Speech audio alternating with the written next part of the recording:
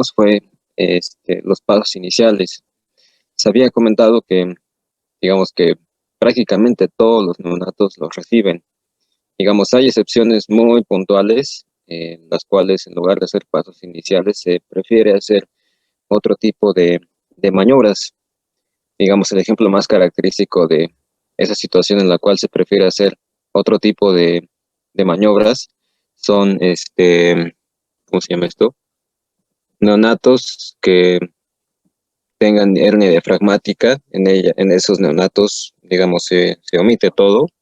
Bueno, todo entre comillas, porque de todas maneras se tiene que hacer, pero simplemente se le da prioridad a, digamos, a intubarlos de manera oportuna y otras cosas, digo, aplicar la sonda nasogástrica, mejor dicho. Bueno, entonces lo que quedamos de esto es que los pasos iniciales, entonces, digamos, es el primer esfuerzo de reanimación y la mayoría de los neonatos, si es que no respiró y lloró al nacer, con los pasos iniciales ya va a hacerlo. Pero, bueno, de hecho, aquí me falta una idea. Entonces, los neonatos, los cuales tengan que ser, pues, atendidos en la cuna radiante, si son de término, si sí tienen buen tono, y bueno, si sí tienen buen tono, pero no respiran, o si respiran y no tienen buen tono, ahí se puede considerar una transición retardada, en la cual, pues, digamos, al hacer los pasos iniciales, usualmente remite. También para eso sirve el puntaje de Apgar. Entonces, una vez que se han hecho los pasos iniciales y no hay buena respuesta, empiezan pues los siguientes maniobras, por así decirlo, recomendadas por el flujograma. Entonces, aquí pueden ver el diamante que vimos central la semana pasada. Estos son los datos de insuficiencia respiratoria en el primer minuto, o prácticamente el nacimiento. Entonces, ¿cómo se llama esto? Tenemos que, cuando se detecta, el primer paso que se hace es iniciar la ventilación a presión positiva. Aquí nos comenta también considerar el uso de un oxímetro, o el oxímetro preductal, y cuando se refiere a preductal, es de una arteria que esté antes al ductus arterioso, ¿no? La única arteria que, digamos, cumple con eso, pues es la de brazo derecho. Entonces ahí cuando se menciona que es un oxímetro preductal, se debe poner, digamos, estrictamente en brazo derecho. En otro lugar, digamos, la oxigenación podría seguir mezclada, ¿no? Bueno, mejor dicho, la circulación. Luego, bueno, el primer ciclo de ventilación a presión positiva debe durar solamente 30 segundos. Y gran parte de los neonatos que requirieron ventilación a presión positiva con el primer ciclo remiten, pero si no, digamos, componen la situación, y eso es lo que les pongo, aquí el fracaso del primer ciclo de ventilación a presión positiva, la frecuencia sigue menor a 100, se comienzan pues con, em, digamos, correcciones de la técnica. La primera es que haya buenos movimientos de pecho, digamos que es como la primera corrección. Entonces, lo que puede provocar que el tórax no se expanda con la ventilación a presión positiva es una posición incorrecta de la vía aérea, o sea, que esté muy extendido el cuello, flexionado incluso, que la mascarilla no esté haciendo un sello pues más o menos hermético, y prácticamente esas dos. Digamos, hay otras situaciones por ahí que ya les serán claras cuando tomen el curso, porque digamos es necesario para su siguiente paso. Pero si eso no resolvió digamos la frecuencia menor a 100, se comienzan con estos pasos correctivos de la ventilación, que es todo un tema. Entonces, digamos, vamos a comentarlos para saber a grandes rasgos en qué se trata. Y si los pasos correctivos no remitieron digamos, la bradicardia, se comienza con el uso de manejo avanzado de la vía aérea, con el tubo endotraqueal o la mascarilla laringea. Sobre el tubo endotraqueal también es todo un tema, entonces también para que lo consideren. En caso de que la ventilación, digamos, no sea adecuada por un tiempo relativamente prolongado, el corazón del neonato va a empezar a tener una bradicardia todavía más profunda, y es lo que pueden ver con este diamante de frecuencia menor a 60. Si está menor a 60, entonces ya necesita prácticamente lo que es pues asistencia también a las compresiones, no solamente a la ventilación. Esto es importante en su consideración porque, digamos, como las causas de fallecimiento en los neonatos son eminentemente ventilatorias, no tanto circulatorias como lo serían en un adulto. Las pocas causas que sí podrían ser circulatorias usualmente son cardiopatías congénitas graves. Por ejemplo, una de ellas podría ser la transposición de grandes vasos, o sea que la arteria pulmonar sale del ventrículo izquierdo y la aorta del derecho, y ya se imaginarán por qué es grave. Eh, entonces, como les decía, ¿cómo se llama esto? Cuando pasa mucho tiempo con ventilaciones inadecuadas, la bradicardia se hace todavía más profunda y llega el momento de requerirse asistencia a la circulación. Entonces empiezan con compresiones torácicas y con medicamentos. Aquí algo muy importante que les marca el manual, y es algo también que se considera pues en otros protocolos de soporte vital, es que si no hay frecuencia cardíaca, a los 10 minutos de la reanimación uno puede empezar a considerar su detención. En los neonatos es particularmente importante, pues digamos, ellos toleran mucho peor que lo que podría tolerar otra persona. Pues digamos, la falta de circulación o de ventilación en este caso, ¿no? Entonces el mismo esquema, pero señalando hasta dónde abarca lo que sería equivalente en neonatos a adultos, el soporte vital básico. Entonces el soporte vital básico en neonatos es todo esto que ven encerrado. Entonces les comento esto porque si ustedes consultan algunos textos sobre la reanimación neonatal que no sean el manual, muchos de ellos asumen que saben qué se está refiriendo.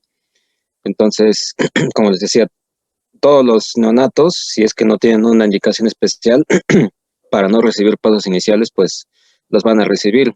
Pero cuando hablamos de maniobras básicas de reanimación, estamos hablando de toda esta sección que les estoy señalando. O sea, básicamente la ventilación de presión positiva antes de llegar al uso de un tubo endotraqueal. Cuando ya se usa el tubo endotraqueal, digamos, ya sigue el resto del flujograma, pero eso ya es soporte vital avanzado.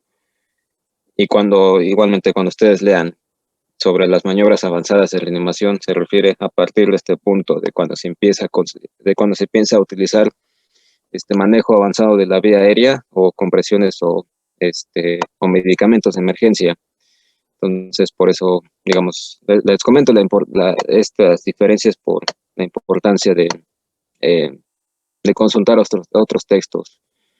Maniobras básicas no es lo mismo que los pasos iniciales, eso es bien importante. Y pues maniobras avanzadas tampoco es lo mismo que decir que está recibiendo ventilación, pero únicamente con mascarilla. O sea, eso ya es más, son cosas más pues invasivas, por así decirlo, ¿no? Bueno, entonces, dependiendo de lo que sea que requiera el neonato, vamos a igual tener que dividir en dos categorías la valoración inicial. En este caso, esta diapositiva, valoración inicial de bajo riesgo, pues prácticamente ¿cómo se llama? Se limita a los neonatos que recibieron pasos iniciales, porque los neonatos que reciban más maniobras, pues ya no son exactamente de bajo riesgo. Pero bueno, estos neonatos a los que únicamente se les dio pasos iniciales, lo que sigue, pues ya no es reanimación neonatal propiamente, sino ya es pues hacer el resto como del protocolo de cada institución. A grandes rasgos es lo que ven en pantalla. Entonces, Se debe valorar el Apgar al 1 y a los 5 minutos para ver si está teniendo una transición adecuada, y por eso les comentaba que ciertos neonatos de término pueden tener tal vez un Apgar bajo, pero después de los pasos pues puede ser que aumente de manera considerable. El Silverman Anderson, ese también lo evalúan, y ese sirve más que nada para dificultad respiratoria, importante, saber su diferencia. También tienen que estimar la edad gestacional postnatal, y aquí entre paréntesis les pongo con esta medida de Capurro-A. La de Capurro-A es particularmente de interés que se mencione así, porque esta escala sí incluye datos neurológicos. Luego tenemos que prácticamente se hace todo lo demás, o sea, medición de, bueno, va prácticamente una antropometría neonatal, miden peso, longitud, las circunferencias corporales, pues ahí cefálica, abdominal, torácica, longitud cefalocaudal y todo eso, ¿no? Luego tenemos que, algo muy importante es que se debe procurar el inicio de la lactancia materna en la primera hora. Entonces, ¿quiénes sí pueden iniciar la lactancia materna en la primera hora? Como les decía, los neonatos que reciben apego inmediato, o los que hayan podido hacer, digamos, o los que tengan buen puntaje de Apgar después de los pasos iniciales. Todos ellos, pues no hay ningún inconveniente en dejarlos con su madre, ¿no? Pero los que son de alto riesgo, los que van a requerir soporte vital básico, o sea, a partir de la ventilación a presión positiva, y especialmente los que requieren soporte vital básico con tubo endotraqueal, con compresiones, medicamentos de emergencia. En esos neonatos se hace algo muy parecido, pero aquí le destaco que el puntaje de Apgar a los 5 minutos es pronóstico de una adecuada respuesta a las maniobras de reanimación, especialmente para los neonatos los cuales están recibiendo soporte vital básico aún, porque si están recibiendo soporte vital avanzado, con las maniobras que ya les comenté, es difícil que a los 5 minutos tengan un Apgar favorable. Entonces, si un neonato está recibiendo ventilación a presión positiva, ustedes pueden evaluar si esa ventilación a presión positiva es adecuada, si el Apgar sube en esos minutos pues muy cruciales. Luego tenemos que también se debe estimar la edad gestacional, prácticamente mientras están haciendo todo eso, pero en este caso lo tienen que hacer con el Capurro-B. El Capurro-B prácticamente se limita a los hallazgos morfológicos. Ahí como Capurro-B asume que el neonato está deprimido o con alguna otra situación adversa, pues digamos no considera el uso de datos neurológicos. O bien, algo muy interesante es esta escala modificada de Ballard. Se puede utilizar para neonatos, me parece, menores de 30 o de 28 semanas de gestación. Entonces, para pretérminos, pues que son muy pretérminos, utilizarían la escala de Ballard. Creo que son menores de 28. Y como son pretérminos, pues son de muy alto riesgo prácticamente. En todas las situaciones en las cuales requieran más maniobras, aparte de los pasos básicos, pues uno vislumbra que el neonato va a requerir algún ingreso a la UCIN. Por ejemplo, si tuvo un solo ciclo de ventilación a presión positiva, a lo mejor se puede recomendar que se quede un tiempo para vigilancia, pero tal vez no le haga falta más, pero si requirió más maniobras, si requirió uso de medicamentos y todo eso, pues lo más seguro es que va a tener que ingresarse a los cuidados intensivos. Entonces, lo que estaba siendo muy enfático, espero que con esta diapositiva quede un poco más claro, es en la diferencia entre insuficiencia respiratoria y la dificultad respiratoria. Entonces, primeramente la insuficiencia respiratoria. Los criterios clínicos, si es al minuto, muy importante eso y se los vuelvo a recalcar. Apnea, boqueo y frecuencia menor de 100, prácticamente uno concluye que el feto pues, no está respirando bien. Entonces, es insuficiencia respiratoria, ¿no? No se traduce en que sea dificultad. También se puede evaluar con la oximetría periductal. En el brazo, a ver, les comenté. No, aquí me equivoqué en lo que le puse aquí. Debe ser en el brazo derecho, porque el izquierdo está después del, ¿cómo se llama? Del ductus arterioso. Bueno, se los ponen en el brazo derecho, omitiendo ahí ese detallito. segundos minutos transcurridos. Entonces, ustedes revisan el manual de reanimación neonatal, les pone una tabla, la cual es según al minuto, 2 minutos, hasta los 10 minutos, cuánto deben esperar que el neonato esté saturando. Pues sí, básicamente una saturación objetivo según los minutos transcurridos. Luego tenemos que la insuficiencia respiratoria, que es debida prácticamente a la asfixia perinatal, o sea que al momento de nacer el neonato no respira en lo absoluto, y por eso les pongo esta idea, ¿no? Que esta asfixia puede ser tan profunda como un paro respiratorio, pues, o sea, el hecho de que el neonato no respire en ningún sentido, pues va a generar que al momento de exponerse a la atmósfera y salga de la circulación placentaria, la hipoxemia avance muy rápido, igual a hipercapnia, y que tenga una acidosis que sea muy grave. No es infrecuente ver, digamos, hipoxemias con cifras tan bajas como 20, hipercapnias con cifras súper altas de 200, acidosis como de 6.9, bueno, acidemia pues, en estos neonatos, si es que alguno se anima y es necesario tomarle alguna gasometría. Entonces, insistir nuevamente, ¿no? Los hallazgos de insuficiencia respiratoria por asfixia incluyen que el neonato esté con apnea, boqueo y frecuencia menor de 100. Por otro lado, tenemos la dificultad respiratoria, y lo que les decía, lo más importante de la dificultad respiratoria es que si el neonato tiene dificultad, pues ustedes concluyen que al menos sí está respirando, no es como el caso que acabamos de ver, en el cual el neonato sale todo flácido, pálido, no respira, pero cuando tiene dificultad respira, pero mal. Entonces, estos datos se evalúan con la escala o el puntaje de Silverman-Ardesson. Y una dificultad respiratoria, eso es interesante, ¿no? Puede ser secundaria insuficiencia respiratoria, pero digamos, lo importante es que la dificultad indica que hay algún tipo de esfuerzo respiratorio. Entonces, para saber si un neonato que tiene una dificultad respiratoria grave también tiene insuficiencia respiratoria, pues ahí, digamos, prácticamente necesitan usar otro método. No se pueden como guiar exactamente de los criterios clínicos, porque digamos, los criterios clínicos de insuficiencia respiratoria en adulto o incluso en niños no son equivalentes a los del neonato. O sea, es frecuente que un neonato, por ejemplo, tenga cianosis, acrocenosis sobre todo, pero incluso pueden llegar a tener cianosis central en los primeros minutos sin que necesariamente estén hipoxémicos. Entonces, para eso, por eso les decía, necesitan otros métodos, pues ahí sí necesitan echar mano como sí o oximetría periductal o de una gasometría también.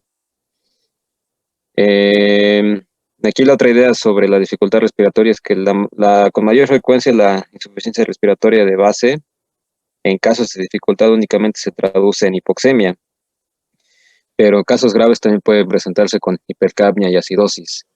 Entonces, en comparación con el neonato que no respira porque no está ni metiendo oxígeno ni sacando dióxido de carbono y todo está produciendo pues cambios muy profundos en el estado ácido-base también, la dificultad respiratoria, pues como el neonato tiene algún intercambio de gases, digamos como que lo más usual en ellos es que presenten hipoxemia, pero bueno, ahí también depende mucho de la condición. Por ejemplo, una enfermedad de membrana hialina, aunque el neonato esté respirando, digamos, ahí pues hay mucho espacio muerto, fisiológico, ¿no? Bueno, fisiológico entre comillas, o sea, relativo a los alvéolos, no tanto a otra cosa.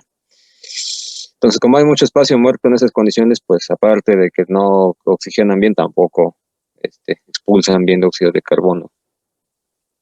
Pero bueno, los neonatos que sí llegan a presentar como las tres alteraciones, digamos, relacionadas con la respiración, ellos van a empeorar después. Si se empeoran mucho, puede ser que terminen todos flácidos y pálidos, como lo verían en un neonato al nacer, ¿no? Que no respira, pues. Bueno, entonces, espero que eso haya quedado claro. Si no, pues me lo comentan y intentaré responder a sus preguntas. Bueno, hay este concepto del inicio temprano o oportuno de la lactancia materna, como les decía. Es una práctica que explícitamente se viene así, que se recomienda realizar en la primera hora postnatal.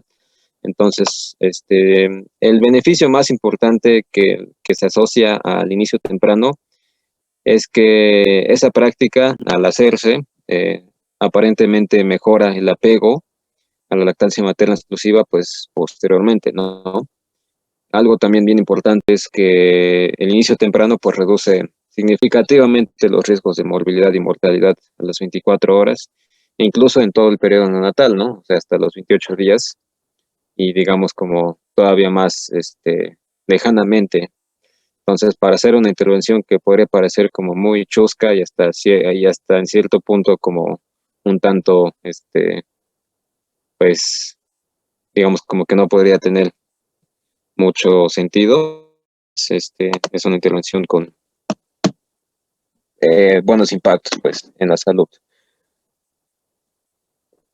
Entonces, hay factores de riesgo para no iniciar la lactancia materna de manera oportuna.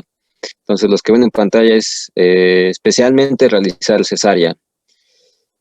Y sobre todo si es selectiva. Aparentemente todavía no se ha reportado una asociación directa entre, digamos, como que la madre quiera tener algún distanciamiento sobre los cuidados de un neonato cuando hacen cesárea electiva, pero puede ser que haya como una asociación entre hacer cesárea electiva y el hecho de que la madre pues decida alimentarlo con fórmulas.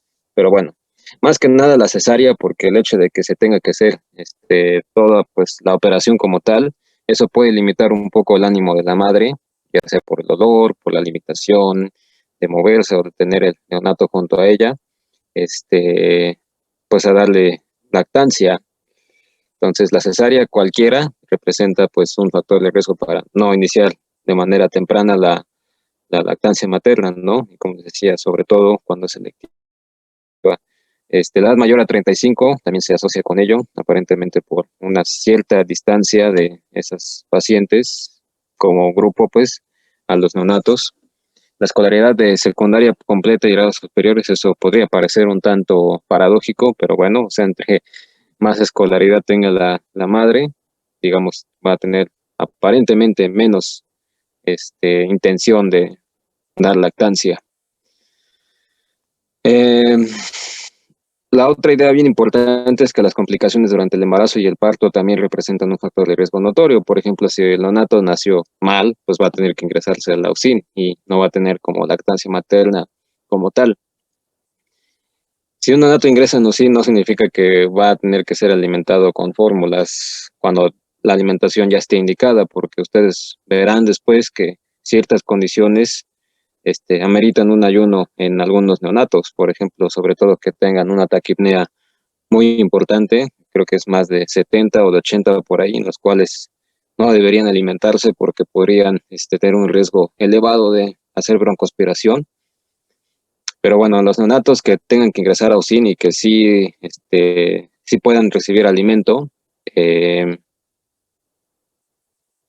les digo, no necesariamente es sinónimo de que puedan recibir fórmulas, sino ahí también puedan, o sea, la madre puede extraer leche, puede, digamos, entregarla al personal para que se la administren al neonato internado.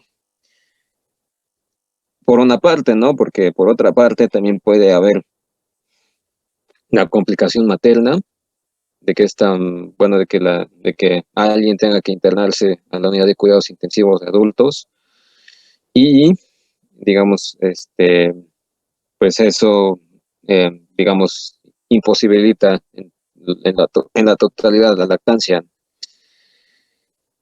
Finalmente, se sugiere que las instituciones que implementan una normatividad o regulación en sus políticas que apoyen la lactancia materna, y aquí en México se conoce como Hospital Amigo del Niño y la Niña, tienen más apego a las prácticas saludables de lactancia, y eso, pues para los que roten en hospitales públicos, porque prácticamente todos los públicos buscan la regulación, pero no la buscan, digamos, por otro motivo más que es, digamos, obligatorio para ellos que se certifiquen como hospital amigo del niño y de la niña.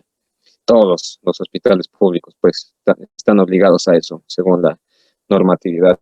Entonces, en ellos, los que roten, los que llegan a rotar, pues, en ese tipo de institutos, que va a ser la mayoría, pues, porque la mayoría de clases son así, eh, van a ver que sí, o sea, sí se incentiva mucho la lactancia materna.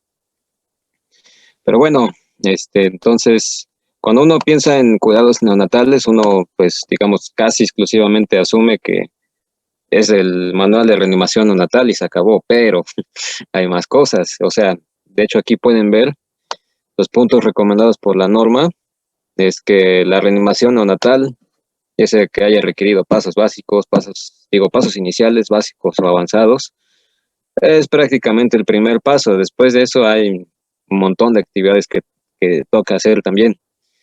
Una de ellas es el manejo del cordón umbilical, pues prácticamente o sea, que hagan ligadura del cordón, que tengan como los cuidados adecuados, para él, digamos, para evitar sangrados, que se infecte y todas esas cosas. La valoración de Apgar Silverman, pero bueno, eso es como muy conjunta al saber, el estado neonatal, digamos, inmediato. Luego tenemos que, se aplican vitamina K para prevención de cuadros hemorrágicos, entonces, este, prácticamente todo lo que ven a partir de esto de prevención de cuadros hemorrágicos hacia abajo, eso se hace después de que se garantice que los pasos iniciales, los pasos básicos y todo lo demás ya han sido efectivos, porque, digamos, si el neonato no respira ni nada de eso, o si respira mal, pues no le van a dar prioridad a realizar pues todo lo demás, si es que lo otro urge, pues, pero bueno.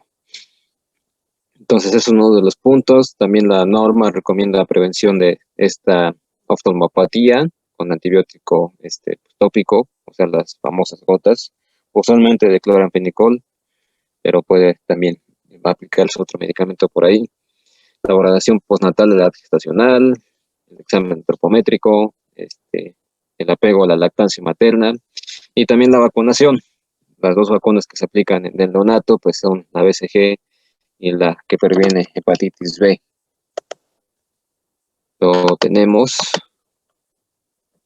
que una vez que el neonato sale de la sala de expulsión y está en alojamiento conjunto, todo eso, o sea, ya acabó todo lo que se hace, digamos, como en la primera hora, pues deben vigilarlo antes de su egreso. Usualmente egresan hasta las 24 horas. Entonces, de la manera en cómo se vigilan los neonatos, una vez que, insisto, bien importante, una vez que ya hayan acabado todo lo inicial y estén estables, que puedan tolerar un alojamiento conjunto, ahí es cuando ya van a empezar a hacer lo que ven en esta diapositiva.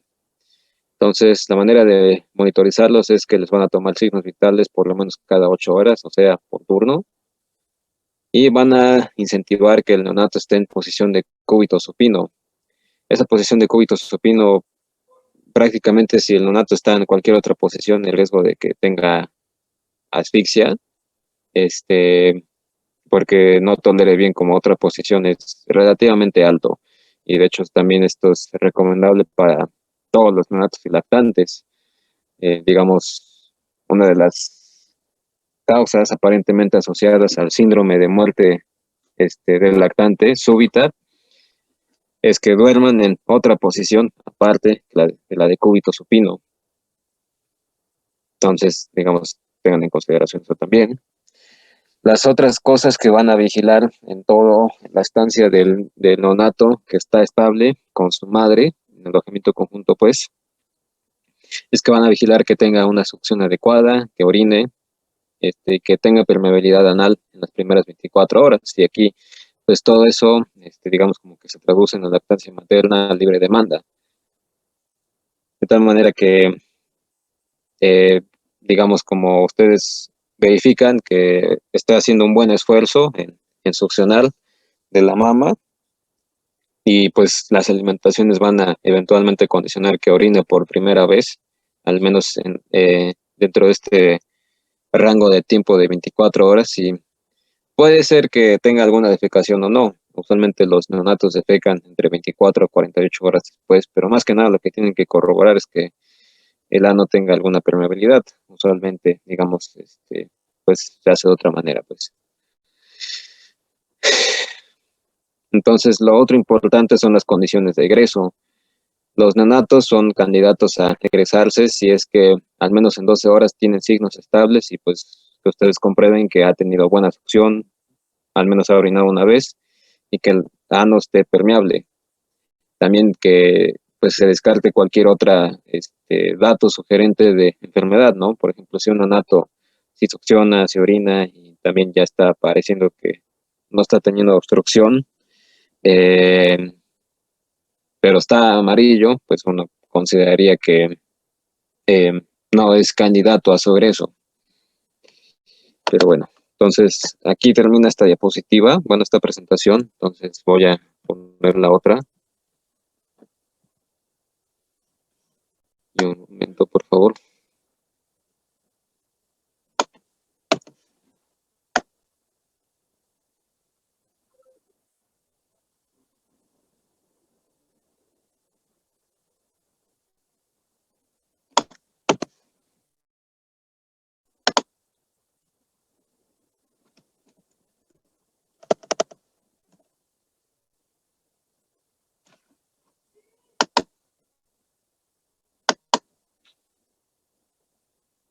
Entonces ahí pueden ver lo que el título de valoración pediátrica e historia clínica.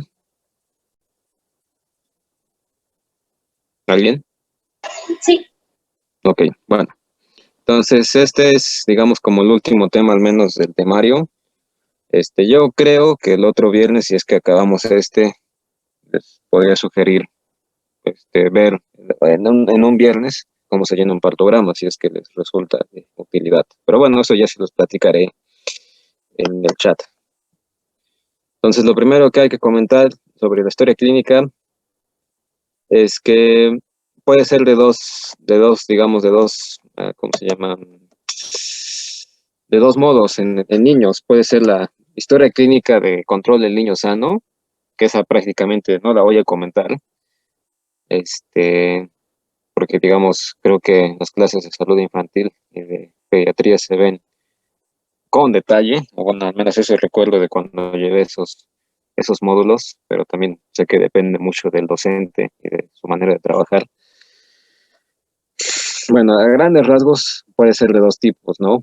Control del niño sano o una intrahospitalaria. Entonces, la intrahospitalaria, lo que hay que comentar es que la elaboración de esas historias clínicas pediátricas, cuando se amerita una intervención en el hospital, pues, digamos, son muy heterogéneas, tanto en la edad, en los padecimientos y todo eso, ¿no? O sea, de por sí en los adultos puede haber ingresos por muchas razones, en los niños, pues, aparte de que también hay muchas razones, también consideran como las diferencias como muy tangibles en la edad. O sea, es una diferencia como todavía más prominente que en los adultos, pues. Queda un minuto, sí, ya lo vi, pero se unen con el otro enlace, ¿no? Bueno, si no voy a acabar esto una vez.